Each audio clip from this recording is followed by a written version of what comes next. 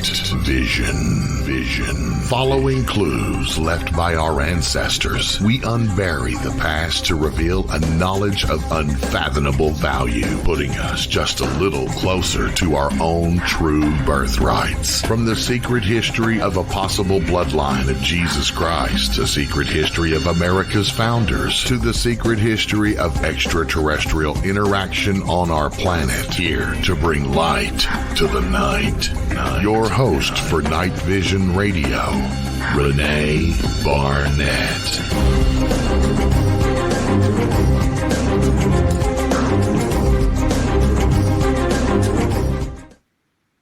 Hey everyone, welcome to Night Vision, or welcome back to Night Vision. If this isn't your first time, but if it is, we're so happy to have you, and I hope you will join us again.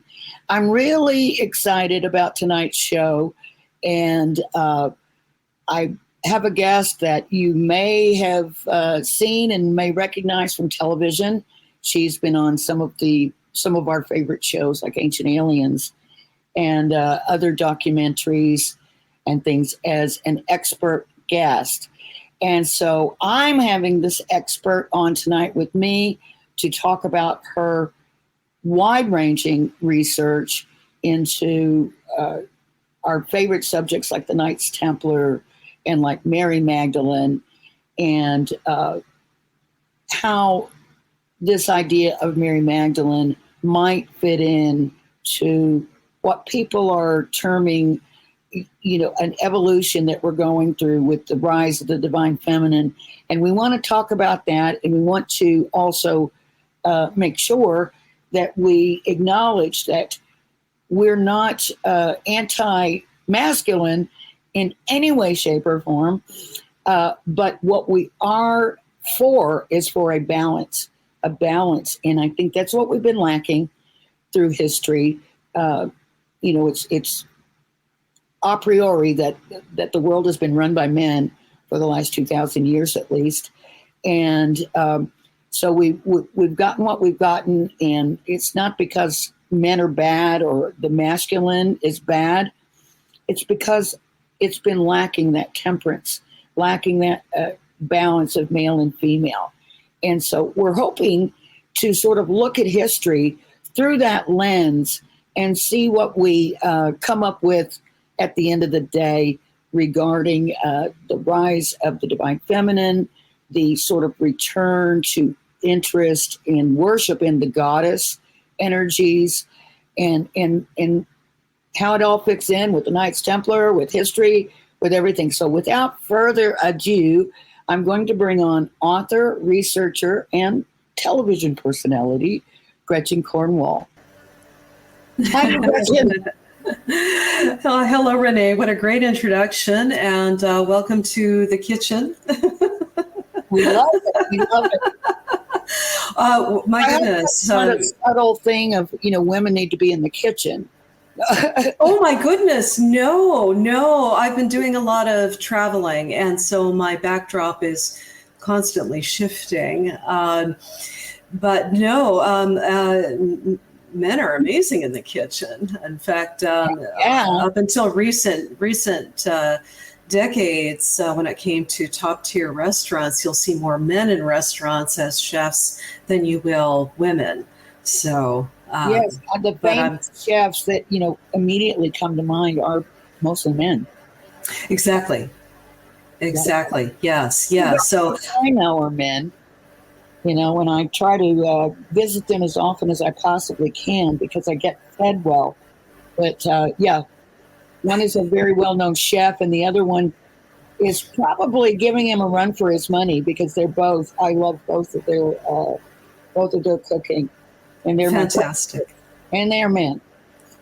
Oh, it's such a skill set, and to be taken as seriously as getting a master's. If you're going to become very complex and more refined, yes. And the attention to detail necessary is off the charts. And I'm so happy to see, women making great strides in those worlds. And I loved your intro because I want balance in life within myself, within my family, community, neighborhood, nation, the world. I want to see that middle road, that middle head. And I think that's history always shows a great swing. You'll get one before it swings back the other way until it drops, that pendulum drops back by some mysterious weight back towards a center middle ground. But you raised so many great points in your intro that I just thought, oh my goodness, if we were having a conversation right now, we'd be spinning this out into a whole hour's worth of that's right. Concepts. Yeah. I have to share that we got on the phone yesterday and had a 2.5-hour marathon conversation where we covered this and everything else that we could think of in the world. It was so interesting. And so I'm hoping we can recreate that energy with all of you tonight, because we had the greatest time on the phone. It was wonderful. It was incredible. And I think we were both kind of coming from a similar place of just where to take this dynamic understanding of the divine feminine. And it's not about excluding the masculine. Without both, you've got nothing, literally. And I was pondering the image of justice, of the scales, and of the muse of justice. And she's holding in her hand, the scales. And if you go too far one way or the other, you're going to be out of balance. And earlier today, I was listening to Dr. Robert Gilbert, and he is profoundly invested, if you will, in Rosicrucian thought. And it suddenly hit me. I had this huge divergence, coming together of different concepts that the human being, as the tree of life, on the tree of life, it's that central pillar that is the middle. And on the scales of Lady Justice, it's that central vertical that holds that precarious, those precarious opposites, but it's held in her hand within the middle. And that's where we all are. We're in the middle, and we need to balance those concepts within us. And forgive me, I've got a lot of sun coming in, and it's putting dots. The sun is coming right through the blind, going right down. This is so not bad. Speaking of pearls. Speaking of the middle, but it's that one extreme or the other.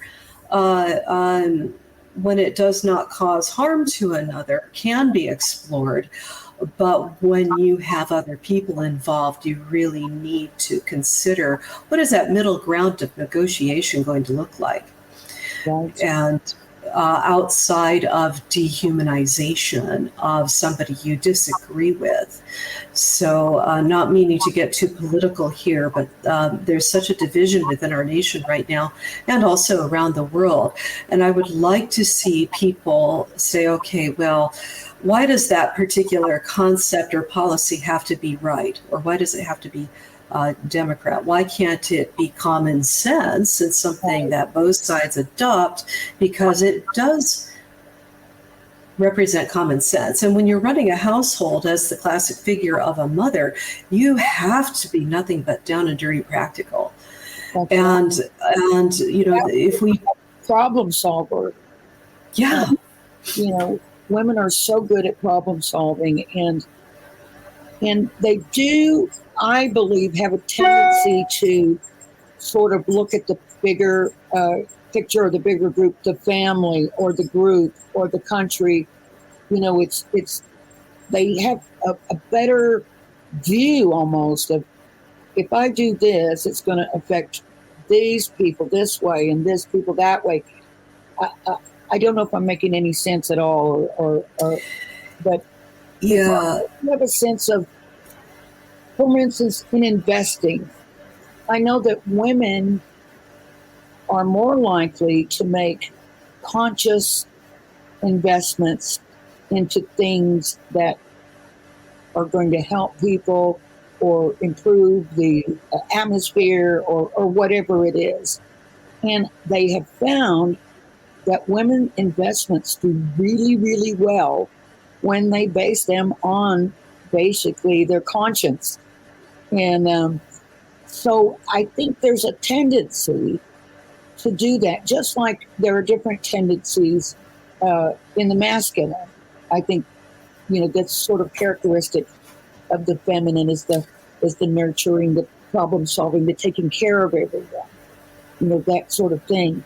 So we've had that hard charging masculine, very, very analytical, and strong and able to go to battle and all these things. But what we've been lacking is the other part that sort of tempers that and brings us to, that middle ground that you're talking about. And like you, I don't normally get political on this show, but I'm just wondering if that is a part of what we're either doing or trying to do right now is to sort of, shift that a little bit so that to make things more inclusive and more honoring of not just the masculine, but also the feminine side of things as well. Do you think that has anything to do with what's going on in reality today? Not just in America, but, across Europe, they're having the same issues.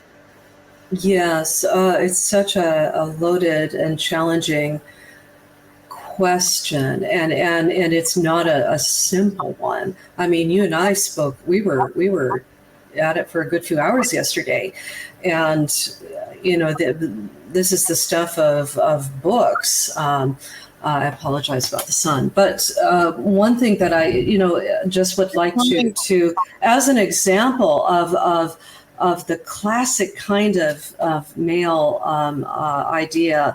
There is a man in India. This has been going on for a long time. I think he started the Barefoot College, and I don't know if they're still running.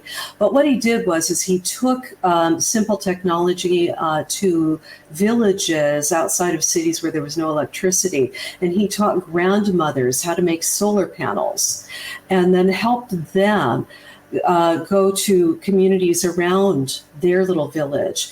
And what she would do would be to go to the next village over and teach the next grandmother how to make a solar panel so that there could be light bulbs at night for reading, education, for tasks such as sewing and keeping the house together after the day was done outside. But that gift of light at night. But he wouldn't give it to the young men because he said the young men will take it and take what monies come in, and then they'll go off to the cities with it to try to improve their life in the city whilst leaving the village to fend for itself. So here's a man who decided that this is what needed to happen for this particular, how do we get electricity into villages so that kids could study at night. So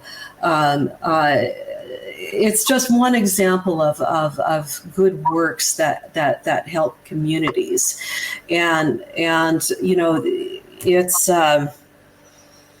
and I don't want to stereotype anybody, No.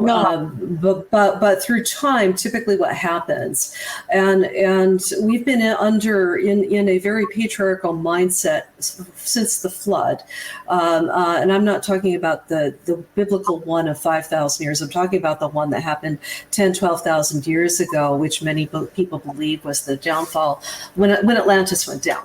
So we've been under a great, a patriarchal thought since then, and the one advantage men have over women is that 20% greater muscle mass and bone density than women have. So that immediately puts them in a position of either might for right or might is right. So, and that can happen in under the same roof, with two different hearts, with two different male family members. You're either going to have a good heart or come out with I hate to say it, a bad heart. But that's what our movies are all about. Action movies, fantasy movies, Iron Man. There's a bad boy with a good heart. So using his money, his intelligence, his technology to do the right thing, but he's a complete cad. So it's the dynamics are really interesting, and then of course you have the fascinating archetype of Wonder Woman, the Amazon,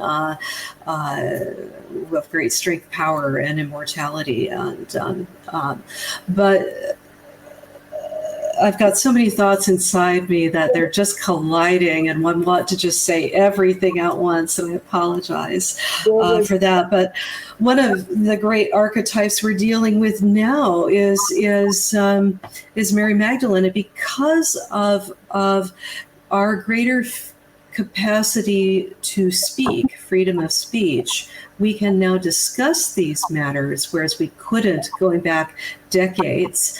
Women have the right to own property, have a credit card without a male cosigner. That happened in 72, 74. So this is recent days, this is all very recent stuff. And not to say that all men have always repressed women in history. No, that is not true. And women have always found a way to be truthful to themselves in very difficult situations. Joan of Arc decided that she was given a mission from God to put the Dauphin back on the throne and get rid of English rule. And she wasn't a warrior, she wasn't many things, but a peasant girl, supposedly without any money, brought all of this to the table, and though she had a tragic end out of betrayal, she achieved much. So she is a Marianne archetype, and in France there's this archetype of the female savior. And of course, we've got out of that Marianne, you've got the Statue of Liberty, you've got these powerful female archetypes, and women are more able today to embody these strong archetypes in their life in ways that we haven't been able to do by and large before. And we have greater voices. And we're able, through the equalizer of the internet, able to broadcast. Like, here we are right in our homes broadcasting, and it's powerful. It's powerful. Mary Magdalene is at the center of everything that I do. She is absolutely at the center of everything I do. She is the reason for the Knights Templar. Now, that's going to be controversial for a lot of people to want to listen to, but she is the why behind the Templars and many other movements in Europe. Yeah, she absolutely is. And she's had to be veiled, the mermaid, much maligned and misunderstood, double-tailed mermaid of Starbucks. That's Mary Magdalene. If that is evil, then evil I shall be. Yesterday, you and I, in our long conversation, came around to speaking about the author Margaret Starbird and her work and how pivotal it was. She was one of the first ones to really identify, and from a standpoint of a Christian woman who had actually was going to be had thought about becoming a nun. She was Catholic, and she set out to disprove this idea that Mary Magdalene was anything more than, how she was been portrayed through the years as the woman at the well, the prostitute, the whatever. And what she did was she started looking into, and she used only the canonical Gospels. And as she went through, she started realizing more and more that she was wrong, and that, Mary Magdalene was so much more. And they were in it. Jesus and Mary Magdalene were married. So it's an idea that I know is controversial, but in my heart of hearts, I can't quite get why that would be such a horrible image to have. And, I made a film called Bloodline, and in that film, Margaret Starbird was interviewed, and she said, gosh, what if we had had this image to follow, the partners side by side, rather than, Jesus being murdered on the cross? Why would we want that image, as opposed to something much more balanced and wonderful? But it's something that, too, if you think about Jesus and, what we do know about this person, he really was in touch with his divine feminine. He was very nurturing, very caring, looking out for the poor, healing the sick, all those things. And we know now from some of the uncovered texts, like the Nag Hammadi Library, or the Gnostic Gospels, as some people call them, that, she was definitely more important in many ways to Jesus at the time, because she understood the teachings and in fact was a teacher herself. And I believe that they were both also therapeuti. And so there was definitely a side-by-side element to their relationship. It wasn't that he was, the boss and she was the little supplicant. I don't believe it was that way. And I think that when they determined, I'm sorry, my dog is yipping, the Hound Baskervilles. But I think back in, 326 or 325 AD, at the Council of Nicaea, when they decided how it was going to go, and that Jesus was going to be divine, and that women should stay quiet in the church, and all these other things. That's when it went off the rails, or went off balance. It was not recognized at that time that it was an important element and an important balance to maintain. But it just seems like, since then, they sort of set the tone, and then we follow that now for the last 2,000 years, and willingly. Well, actually, it wasn't so much willingly as by the sword. This was enforced, and it was enforced. And European history is full of wars and getting rid of competing religious ideas.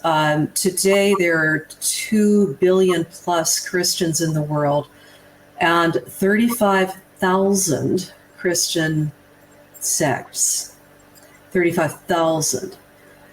And we're talking global, around the world, different languages. So out of that, which one is right? Which one is right? And that's the but institutions by their very nature become the thing that is fed to keep it going. And so one must raise money to keep the buildings going, to keep the library from getting damp and losing your texts, to create a job for yourself, to live in luxury. As many upper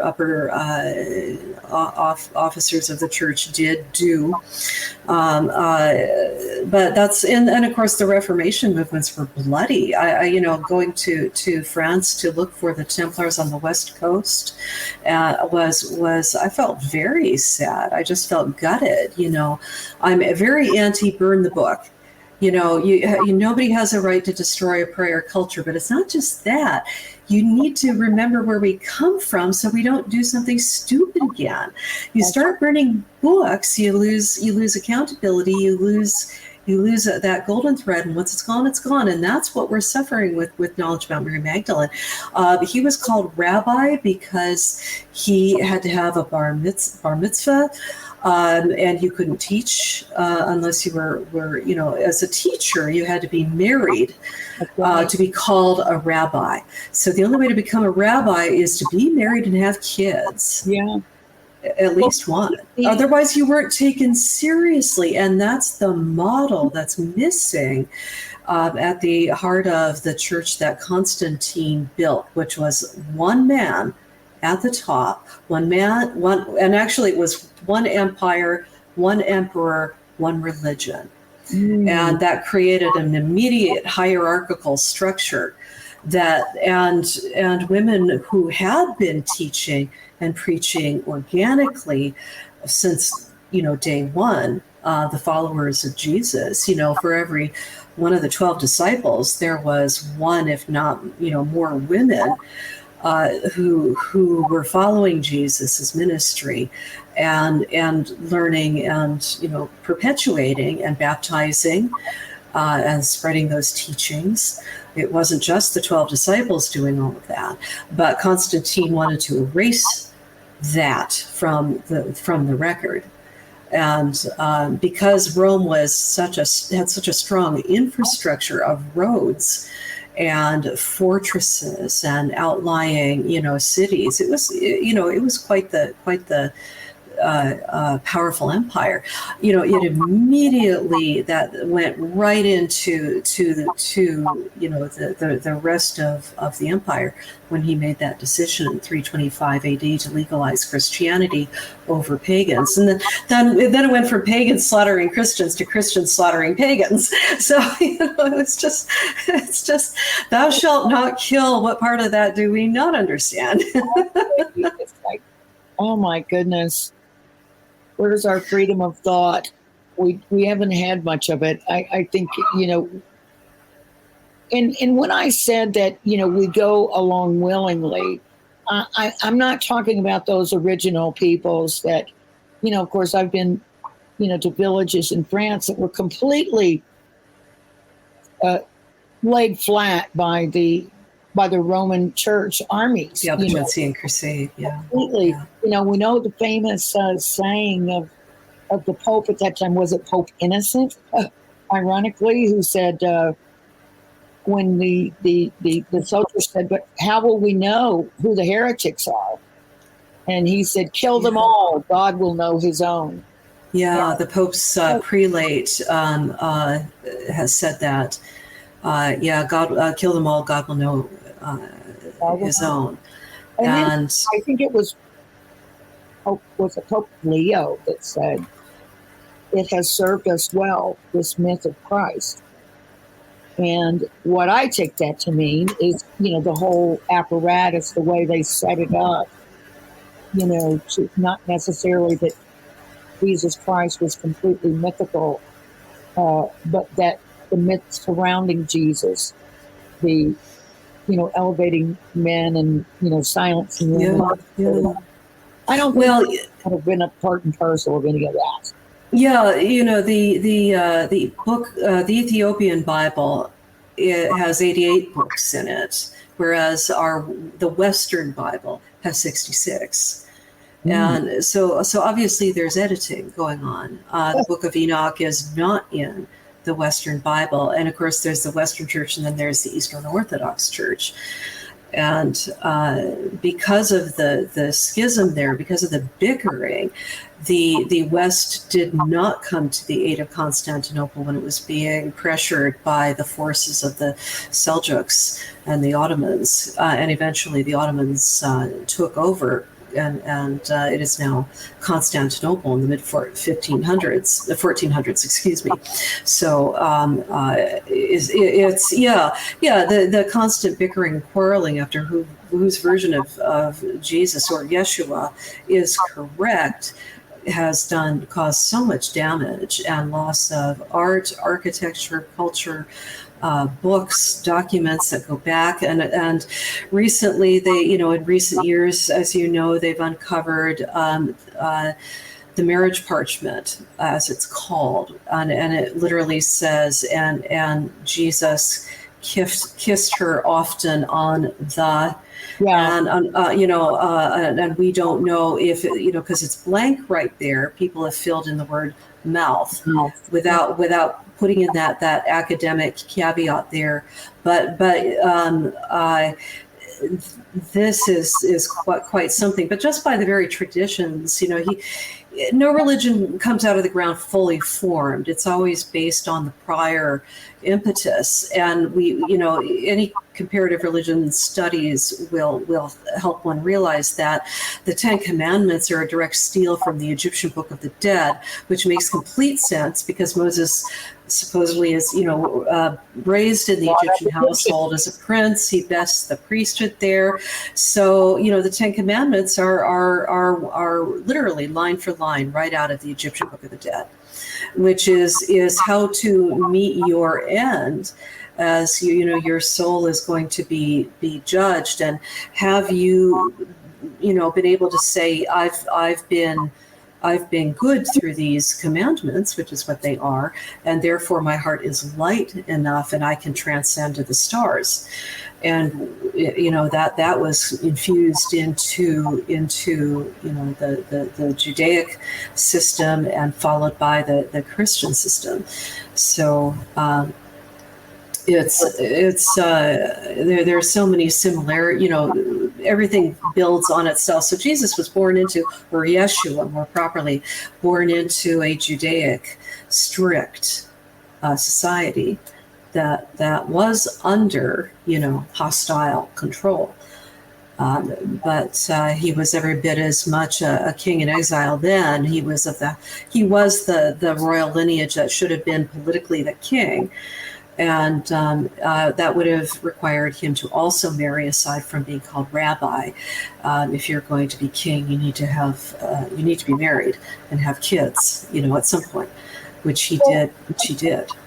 According to Margaret, and it makes perfect sense to me, that because people say, well, if he was married, it would have said it in the Bible.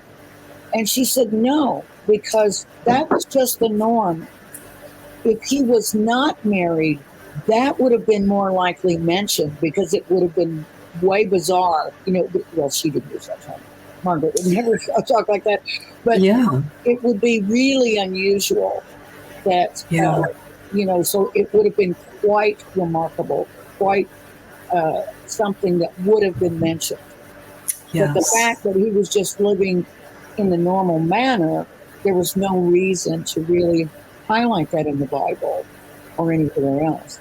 Yeah. You know what? We are getting, we've passed our little halfway mark here, and I wanted to take a quick break, but I also wanted to give our audience a treat, because what I have not said to you yet is that not only is Gretchen a television personality, an author, a researcher, she's also a musician and singer and composer. And so what I'd like to do is share one of her works with you right now on video. Those of you who are listening on podcast will still be able to enjoy it because it's music. But those of you who are watching will get a special treat because of the wonderful images from Temple Church in Scotland. Plus, it's going to give me a minute to take care of these crazy dogs. So hold on. We're going to do the music video right now, and we'll be back on the other side in about 3.5 minutes.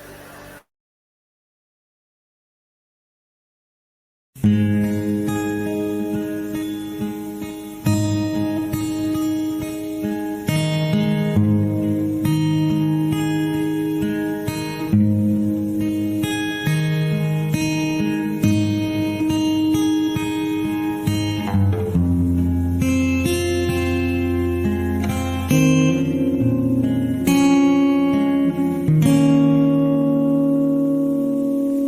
love is like a red, red rose that's newly sprung in June. How my love is like a melody that's sweetly played in tune. As fair art thou, my bonny lass, so deep in love am I, and I will love thee still, my dear, till all the seas go dry, till all the seas go dry, my dear, and the rocks melt with the sun. Oh, I will love you still, my dear, while the sands of life shall run, and fare you well, my only love, and fare you well, oh, and I will come again, my love, though it were 10,000 miles. My love is like a red, red rose that's newly sprung in June. Oh, my love is like a melody that's sweetly played in tune. As fair art thou, my bonny lass, so deep in love am I, and I will love thee still, my dear, till all the seas go dry.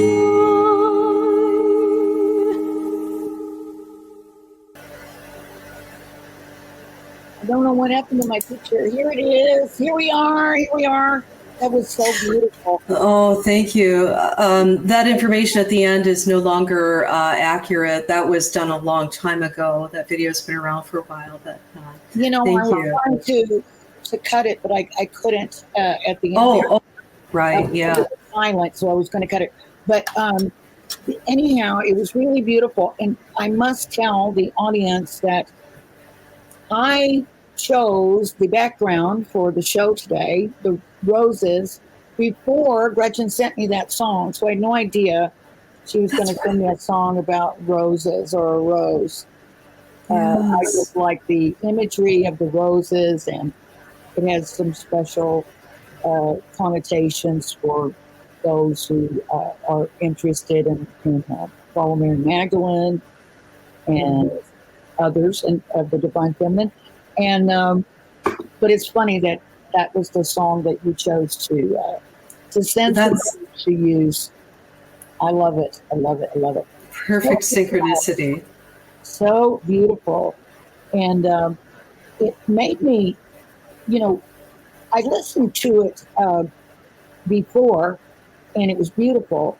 But this time I looked at the images as I was listening, and it was very evocative. I mean, I felt almost like I wanted to cry. I felt like it took me back in time.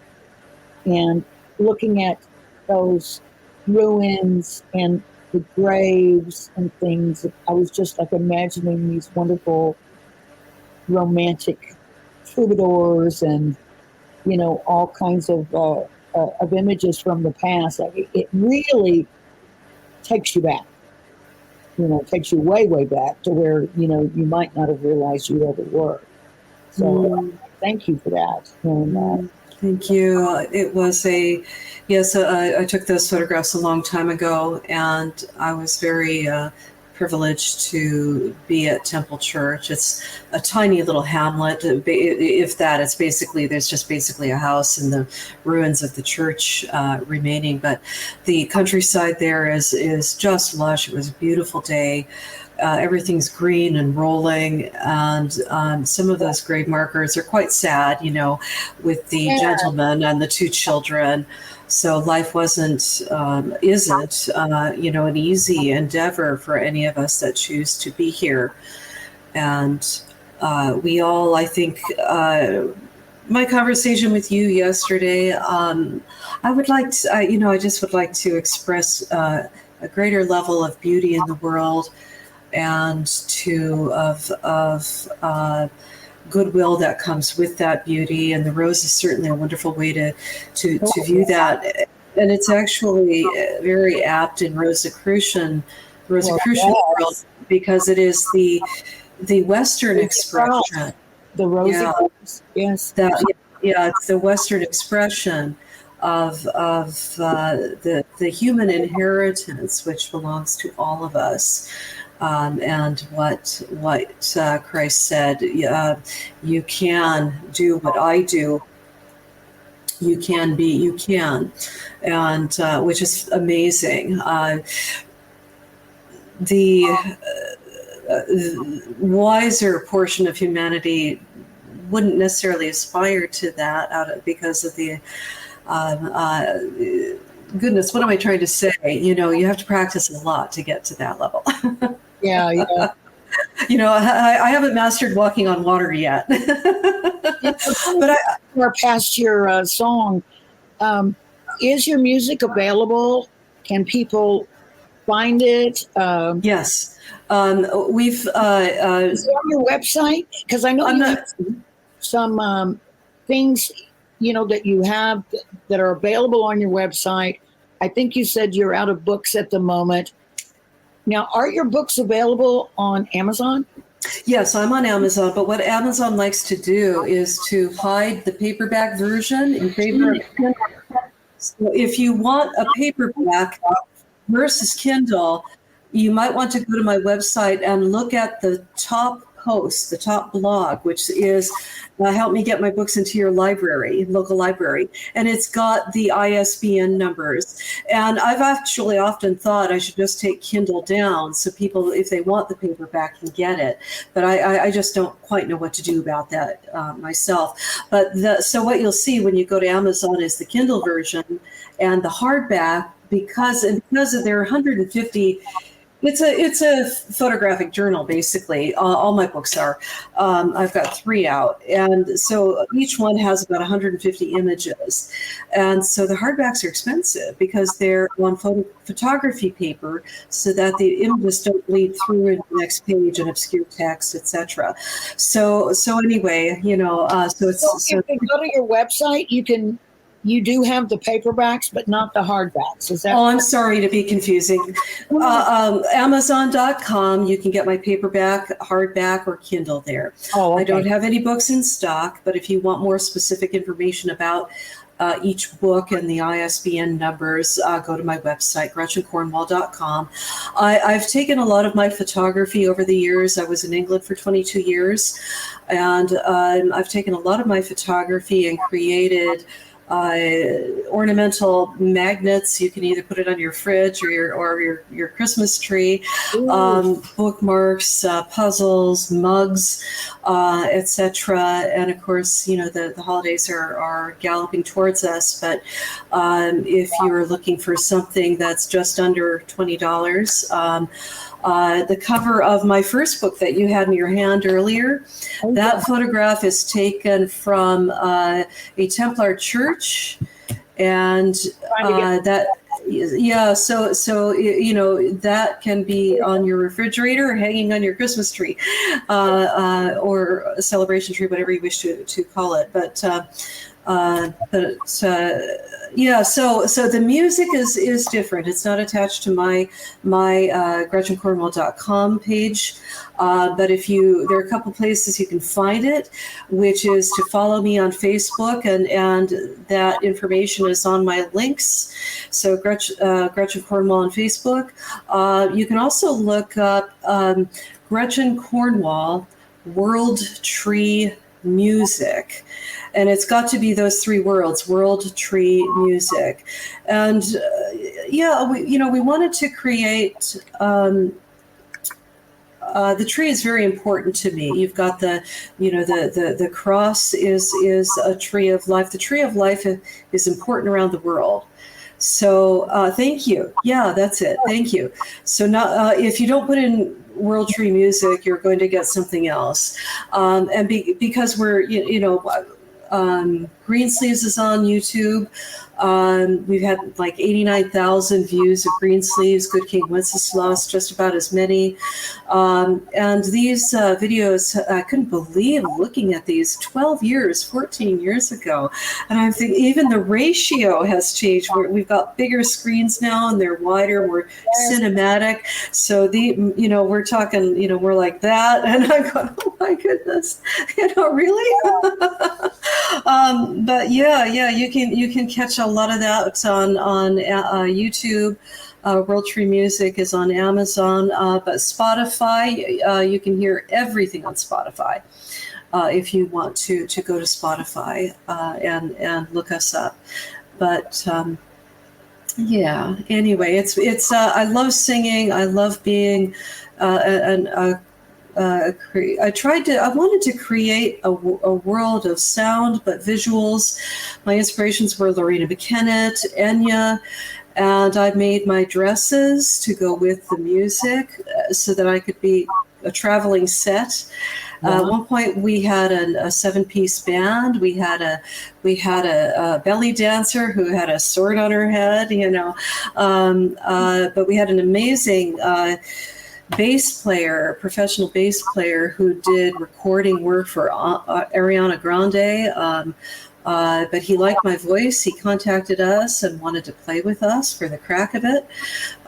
So yeah, it was a great experience. And basically, I just couldn't write, research, create dresses, and I created high-end couture dresses. One of them made it on TV for a wedding at Leeds Castle, which I'm very proud of that dress, and also sing. And I just thought, good grief, what am I going to do? I can't.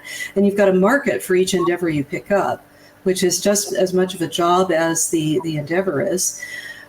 So, basically I had 6 businesses, and it just wasn't happening. So I had to step away from making dresses, and then I realized that I needed to step away from the music for a while as well. So, but I love it. I will continue to foster it, protect it for the future. And if I find the physicality to be able to pick up music again, I'll sure do that. But my mission has been to put Mary Magdalene back where she belongs, next to Yeshua, her husband. And, Humanity is humanity because we have men and women. Take one away and you've got nothing. And we are a reflection of the great divine of God, the all that is. And within the all that is, you have male and female principles, and go back far enough, and the original Trinity is Father, Mother, Child, and the Holy Ghost is actually the feminine side of God that has been basically turned into a ghost, And scripturally, I know there are people out there who will argue with me on that front, but I'm sorry, but that we are the reflection of the divine in the physical, and being physical isn't evil. It isn't. It's a chance to learn, and that's what we're here to do, and to grow and to do better. And sin in Greek means to miss the mark, which is a different connotation from, the self-flagellating, guilt-tripping, I'm evil, and I'm just so tired of, pardon me, I am just tired of hearing it. And, but if you miss the mark, do better next time. And the expectation is that you must have greater accountability, and you better do better next time. Especially the bigger the misstep, the more consequences. But we all need to be thinking about cause and effect. How does the cause affect our body, our family, our communities, our nation, our responsibility to our brothers and sisters around the world? When we all have the duty to clean up our inner landscape psychologically and to become an enlightened soul or person. There are people with powers, but that doesn't mean that they've got their psychology within themselves figured out. Right. I hope that makes sense. Just because you can, literally read somebody's mind doesn't mean that you're not going to abuse that power, and that you haven't figured out your relationship with your brother, your sister, your parents, or the bully that kicked you in the shin, and now you're perpetuating that kind of behavior. Yeah. So, fortunately, there's so much available to us right now.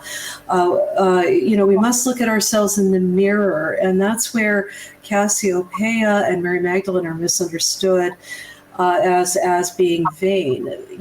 Know thyself, the maxim above the Platonic mystery school portal, which is hold up that mirror to yourself. Have you checked in with yourself lately? Are you responsible enough to handle greater powers and responsibilities?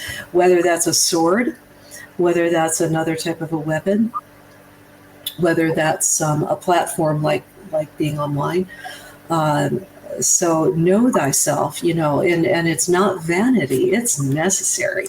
But it's the opposite of vanity if you really want to get into it, because it's, ego is a big challenge for human beings. And it is, I have, caught myself being in my ego and totally embarrassing myself, like in front of an audience and they're applauding and I'm like up there blowing kisses and stuff. And when I already knew that audience had been told ahead of time to give us a standing ovation, but yet I found myself getting caught up in it.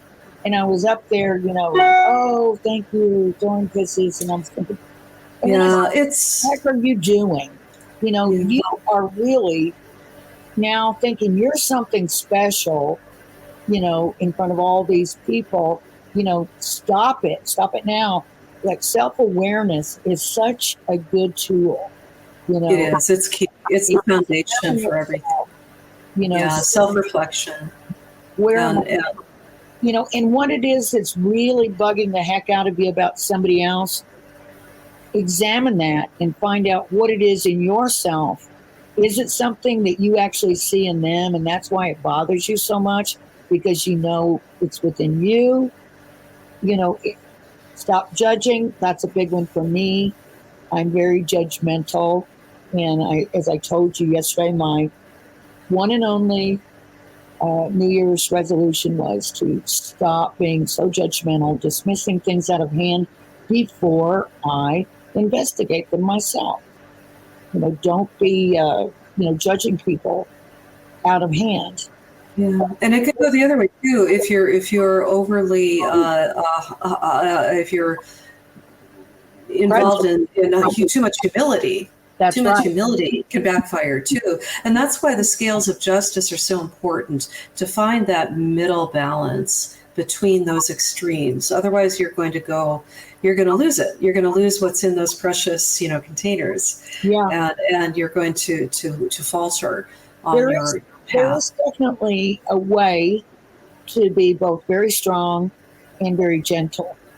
Yeah. And I think, and again, I don't want to upset anyone at all, but these are just my own personal thoughts. And what from my own observance is that I think with some of these like men like Doug Emhoff, Kamala Harris's husband, he's such a sweet man and very caring and gentle. But I remember one time when some crazy person jumped up on the stage with Kamala, and before the Secret Service, before anybody else could get up there, Doug was up there and he was ready to fight. And his son actually caught a picture of his face and made this little short documentary about how great his dad is and all this stuff. And then at the end of it, he put, you don't want to mess with him, and you saw this face and you knew good and well he could handle it. He could take care of anything. Do not mess with this man. But yet the image that he portrays to the world is very kind and loving. Mm-hmm. And I think you could also say that about Kamala's vice presidential nominee, Tim Walz. I mean, he's even a gun-toting guy. He can fix your car. He wears a flannel shirt and ball cap. He's just a regular small-town guy. He was a coach. He was a teacher, and yet, he's very beloved by his students. He stood up for, the students that were being marginalized, that were in the, LGBTQ community, and started one of the first gay-straight alliances in high schools that have cropped up all over the country and have been super helpful to kids just understanding each other and just being able to treat each other a little bit better.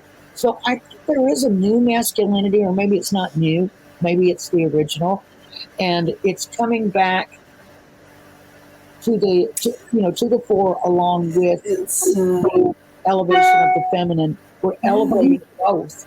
Yeah, that's why Camelot is so seared into all our minds. It's the archetypal, man with great strength and Excalibur, and wielding that sword for justice, and protecting that divine feminine, as well as we all need to balance those energies within ourselves and within our communities. But it's such an ingrained archetype. It's part of who we are, and we're of the time. So I'm trying not to. Yeah, absolutely. Well, I hate to say this, but I've gassed on so long the last few minutes that I've run us over time, and I apologize, because I know people would much rather hear from you. They hear from me all the time. But thank you so much, Gretchen, for agreeing to come on. And I am going to try my best right now to extract a promise from you that you will come back really, really soon. And I can't wait. I know you've got a new book coming out. So I hope you will consider coming on my show to help release that new book and get that out on the marketplace and in people's libraries. Thank you. Thank you. It's going to be very controversial. All right, guys. Thank you so much. Take care.